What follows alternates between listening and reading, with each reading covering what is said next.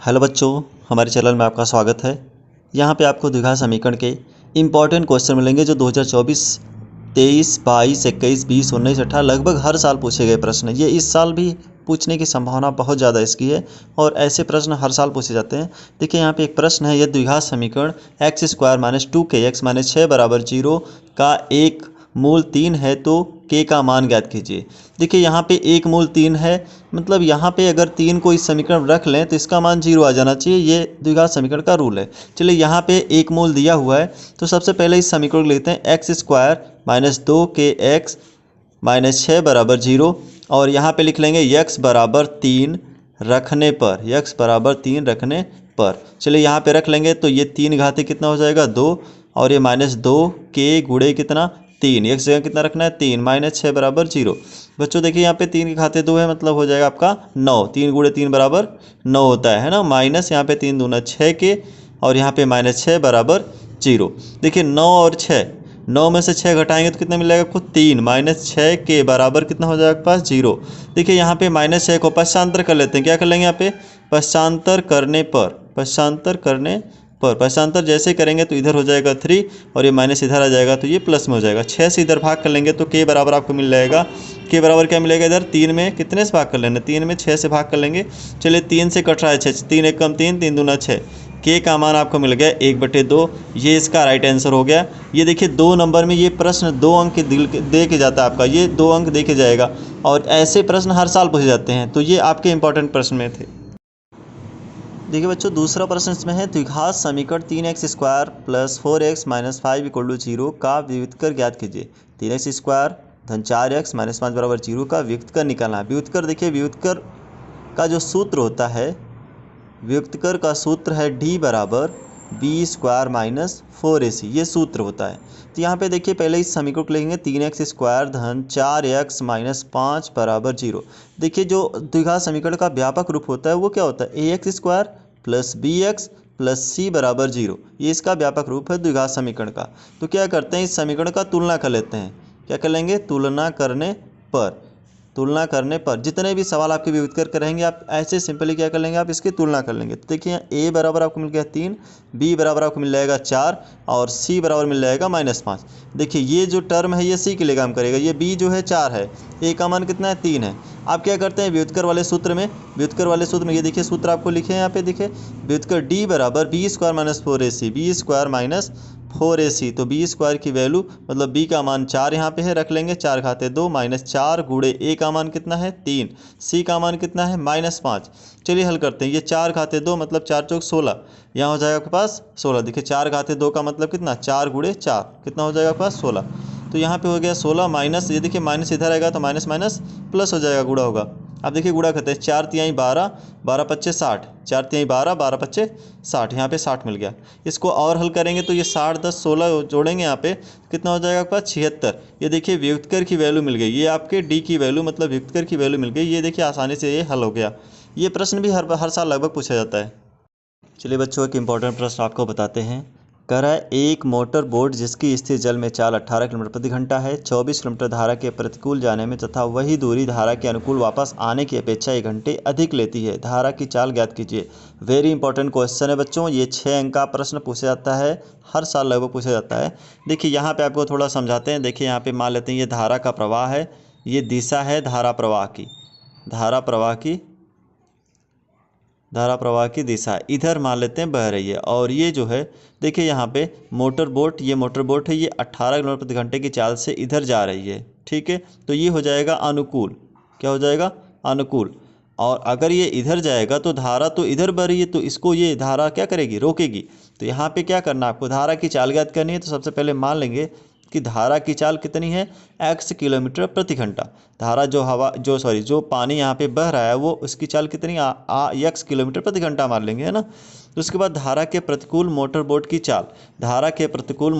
चाल देखिए 18 किलोमीटर, तो यहाँ पे चाल है यहाँ पे, तो देखिए 18 माइनस x हो जाएगा किलोमीटर प्रति घंटा, 18 माइनस x किलोमीटर प्रति घंटा। ये प्रतिकूल के लिए क्योंकि वो उसकी चाल को रोकेगी। आप देखिए यहाँ पे लिखेंगे धारा के अनुकूल मोटर बोट मोटर बोट की चाल बराबर, तो उसी के अनुकूल जा रहा है तो उसमें और उसकी स्पीड को बढ़ा देगा तो 18 धन x हो जाएगा यहाँ पे किलोमीटर प्रति घंटा। ये हो गया आपके पास। अब देखिए प्रश्नानुसार क्या कर रहा है। प्रश्नानुसार कह रहा है कि 24 किलोमीटर की धारा के प्रतिकूल जाने में तथा वही दूरी धारा के अनुकूल वापस आने की अपेक्षा 1 घंटा अधिक समय लेती है। समय बताना। देखिए चाल बराबर होता है, सूत्र क्या पढ़े, चाल बराबर दूरी बटे समय। तो समय आप जब बताएंगे तो देखिए यहाँ से समय जब आप निकालेंगे तो समय बराबर क्या हो जाएगा, ये यहाँ पे चला जाएगा और ये यहाँ पे आ जाएगा, मतलब आपको मिलेगा दूरी बटे चाल, दूरी बटे चाल। तो यहाँ पे देखिए घटा लेंगे, पहले समझ लेते हैं, अलग अलग दोनों के लिए निकालेंगे। दूरी तो उतनी है 24 किलोमीटर, चाल कितना है, एक बार 18 माइनस x है, ठीक है। और दूसरी कंडीशन में है दूरी 24 है और कितना है यहाँ पे 18 धन x है। अब दोनों में तुलना करने आपको, प्रश्न में कह रहा है कि 1 घंटा अधिक समय लेती है, कह रहा है 24 किलोमीटर धारा के प्रतिकूल जाने में तथा वही दूरी धारा के अनुकूल वापस आने की अपेक्षा 1 घंटा अधिक समय लेती है। तो यहाँ पे क्या करेंगे, यहाँ पे आप प्रतिकूल वाले में से 1 घटा लेंगे, मतलब इसमें से ऐसे समझ लीजिए, इसको प्रश्नानुसार लिखेंगे 24 बटे 18 माइनस x माइनस 24 बटे 18 प्लस x, दोनों के बीच का जो अंतर आ रहा है वो कितना आ रहा है, 1 घंटे का अंतर आ रहा है, ठीक है। क्योंकि देख रहे हैं यहाँ पे जो प्रतिकूल वाला है वो ज़्यादा समय लेगा और अनुकूल वाला कम समय लेगा, तो अधिक वाले में से कम वाले को घटा लेंगे तो आपको कितना अंतर दिख रहा है, 1 घंटा।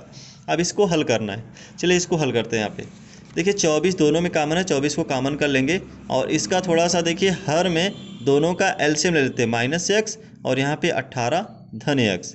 देखिए यहाँ पे क्या हो जाएगा, इसका यहाँ पे गुणा और इसका यहाँ पे, दोनों में 24 कॉमन था, कॉमन भी कर लिया, यहाँ पे 18 धन x माइनस ये यहाँ पे जब लिखेंगे तो 18 माइनस x लिखाएगा, ब्रैकेट में लिख लेते हैं अभी।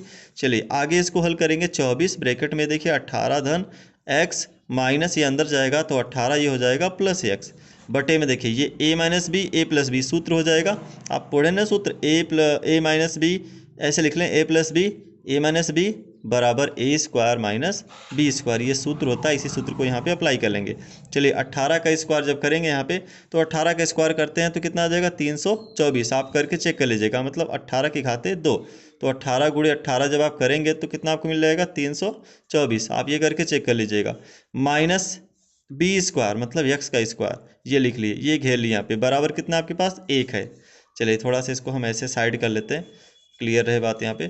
चलिए अब क्या करते हैं, इसको और हल करते हैं, 18 से 18 क्या हो जाएगा, कट जाएगा यहाँ पे, तो आपको यहाँ देखिए क्या मिलेगा, ये देखिए 24, ये हुआ आपके पास 24 और देखिए एक x यहाँ एक x है, 2x हो जाएगा गुणे 2x बटे 324 माइनस x स्क्वायर बराबर 1। अब देखिए बटे 1 करके तिरे गुणा भी कर लेते हैं। चलिए 24 दूना 48x हो जाएगा, 48x बराबर ये देखो आपस में गुणा, इसको इधर 1 से गुणा करेंगे तो क्या हो जाएगा 324 माइनस x स्क्वायर। अब देखिए क्या करते हैं, थोड़ा एक तरफ कर लेते हैं, x स्क्वायर को प्लस बनाने के लिए ये सब को इधर ले जाते हैं। चलिए x स्क्वायर माइनस में इधर आएगा तो प्लस हो जाएगा, और ये देखिए प्लस पहले से 48x और ये इधर आएगा तो माइनस 324 बराबर 0।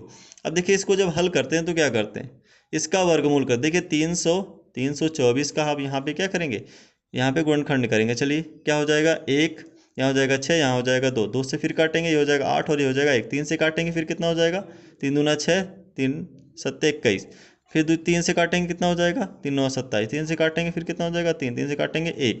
अब इसको आपको क्या करना है, सेट करना है इस प्रकार, देखिए 3 त्रिक 9, 9 त्रिक 27 और 27 दूना 54, 27 दूना 54 और 3 दूना 6, देखिए 54 और 6, अगर हम 54 में से 6 को घटा लेंगे तो आपको 48 मिल जाएगा, और 54 से जब -6 में गुणा कर लेंगे, 54 में से -6 जब गुणा कर लेंगे तो आपको क्या मिल जाएगा 324 माइनस में।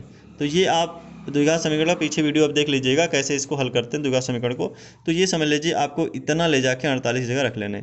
चलिए x स्क्वायर कितना हो जाएगा, x का जब इसके अंदर भी गुणा होगा प्लस 54x माइनस 6x, इसको यहाँ रखेंगे ना 48 जगह पे, तो ये माइनस 324 बराबर आपको मिल जाएगा 0।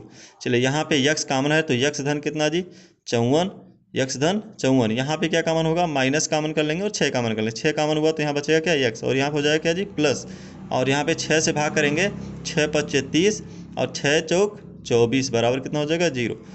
अब यहाँ पे देखिए जो कॉमन है यक्स धन 54 और क्या बचा है यक्स माइनस 6 बराबर 0। देखिए यक्स धन 54 बराबर अलग 0 करेंगे इसको और यहाँ पे यक्स माइनस 6 बराबर 0 कर लेंगे। यक्स बराबर यहाँ मिल जाएगा 6, यही आपका आंसर है यक्स बराबर 6, क्योंकि यहाँ पे यक्स बराबर कितना मिलेगा आपको, इसको पक्षांतर करेंगे यक्स बराबर -54 कोई स्पीड यहाँ पे नहीं लिखी जाती, तो यहाँ पे आपका आंसर क्या हो जाएगा 6। तो यहाँ पे धारा की जो चाल है इसका आंसर जो हो जाएगा धारा की चाल बराबर कितना हो जाएगा 6 किलोमीटर प्रति घंटा। ये इसका आंसर है बच्चों। ये बहुत ही इंपॉर्टेंट प्रश्न है। ये देखिए 6 नंबर में पूछा जाता है, हर साल पूछा जाता है और ऐसे ही प्रश्न आपको करने हैं। इंपॉर्टेंट प्रश्न है ये, वेरी इंपॉर्टेंट क्वेश्चन है और इसको बढ़िया से 1-2 बार वीडियो रिपीट करके आप देख लीजिएगा। देखिए बच्चों द्विघात समीकरण का एक अगला प्रश्न है जो 4 अंक का पूछा जाता है। ये बहुत ही इंपॉर्टेंट प्रश्न, आप इसको समझें पहले। देखिए समीकरण x माइनस 1/x बराबर 3 कह रहा है x का वैल्यू 0 के बराबर नहीं होना चाहिए, के मूल ज्ञात कीजिए। इसके मूल बताने हैं। सबसे पहले इस समीकरण को लिख लेंगे हल करते समय, x माइनस 1/x बराबर 3। आप क्या करेंगे बटे 1 करके इसका पहले क्या कर लेंगे एलसीएम ले लेंगे, तो यहाँ हो जाएगा कितना जी एक्स स्क्वायर माइनस कितना 1 बराबर 3। यहाँ पे तिरिय गुणा कर लेंगे तो आपको 1 से गुणा करेंगे तो एक्स स्क्वायर माइनस 1, यहाँ गुणा करेंगे बराबर 3x हो जाएगा पास।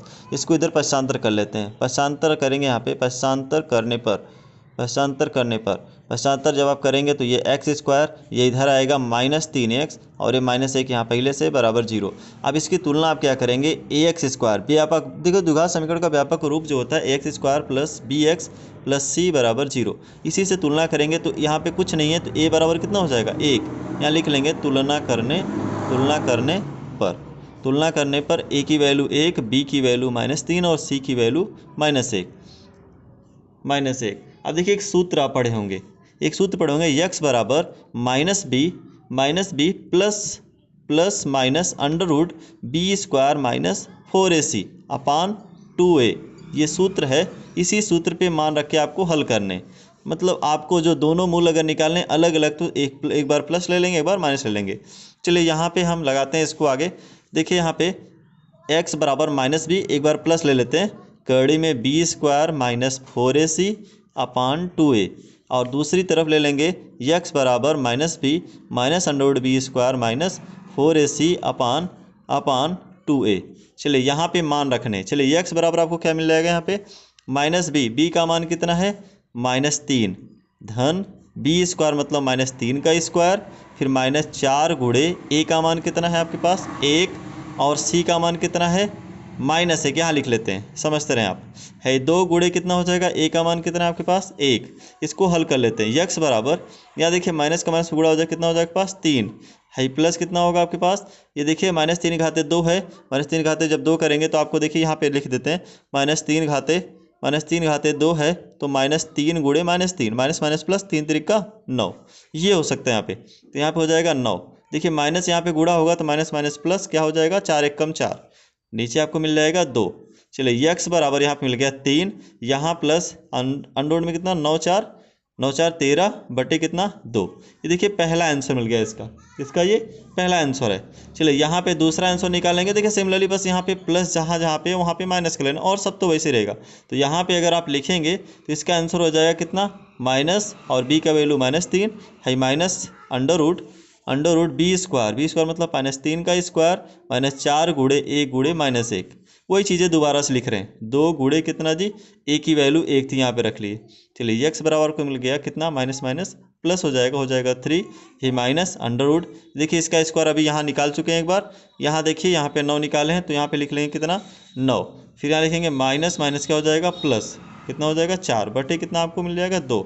x बराबर आपको मिल जाएगा 3 माइनस यहाँ पे कड़ी में 13 बटे 2। ये देखिए दोनों आंसर आपको मिल गए, x की वैल्यू यहाँ पे 1 मिली 1 यहाँ पे मिल गई। ये देखिए बहुत ही इंपॉर्टेंट क्वेश्चन है, आप इसको ज़रूर पढ़ के जाएं परीक्षा में,